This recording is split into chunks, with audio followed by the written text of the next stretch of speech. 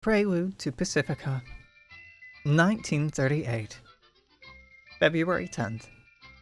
A howling gale strikes Northern California, immediately impacting an area stretching from Luis Obispo in the south to the Oregon state line in the north, penetrating as far as 200 miles inland. Dozens of people perish and millions of dollars of damage is suffered. Worse, though, is the revelation following in the wake of the storm. Biological material consistent with the 1933 Philippine discovery is found distributed along the storm's path. California Governor Sinclair urges public against panic, instructing the California National Guard to begin containment and eradication efforts. For 5 years, the California miracle left the Pacific largely untouched. That time is over. Although not impacted directly by cyclones, Los Angeles and Southern California were beset by severe floods. Hundreds die across the Los Angeles basin.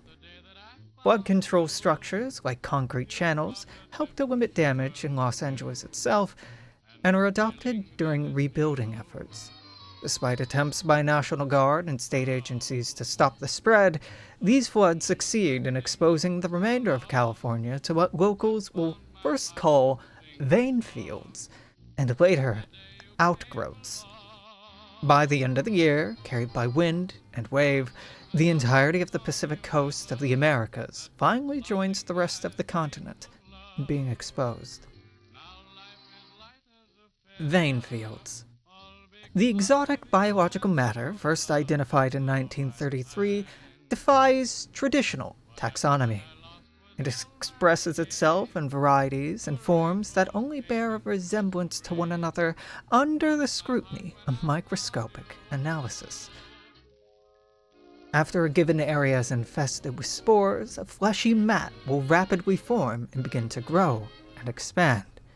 Within a week, a mat allowed to take root will develop specialized tissues and organs, vein-like, pulsating vine structures, spore-expelling gills that breathe, probing parasitic proboscis-like needles, shiny, iridescent, flowering bodies, a bioluminescent, nocturnal compound leaves.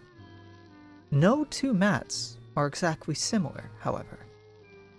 Within a month, native flora will be pushed out of the area, and local fauna driven away. April 11th. The first confirmed case of Philippine flu is identified in California and the Central Coast. By the end of the month, there are confirmed cases in every California county. By the end of the summer, outbreaks are confirmed in Oregon, Washington, British Columbia, and Alaska. By early winter, cases are confirmed in Arizona, Nevada, Utah, and Idaho.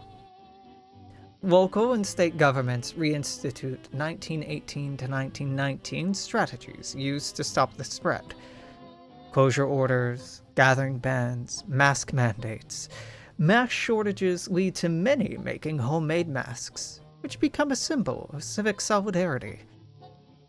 To others, the masks embody government overreach, a physical embodiment of the ailing New Deal United States.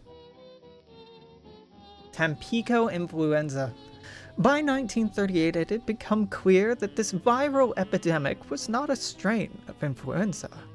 The novel virus was identified as being the same spores emitted by vein field outgrowths. Those exposed experience symptoms progressing in distinct phases: itching, respiratory irritation, mild fever, followed by respiratory difficulty, moderate fever, followed by loss of senses, delirium, severe fever, and finally seizures, hallucinations, and respiratory failure. If left unimmolated, infected corpses will emit viral spores, the corpse's lungs acting like spore-emitting vein field structures. Recovery is common, with lasting damage. Repeat infections are common. There is no known cure. At the end of 1938, the governors of the Pacific states are California, Upton Sinclair, Democrat. Washington, Clarence Martin, Democrat. Colorado, Ralph Carr, Republican. Oregon, Charles Sprague, Republican. Montana, Roy Ayers, Democrat.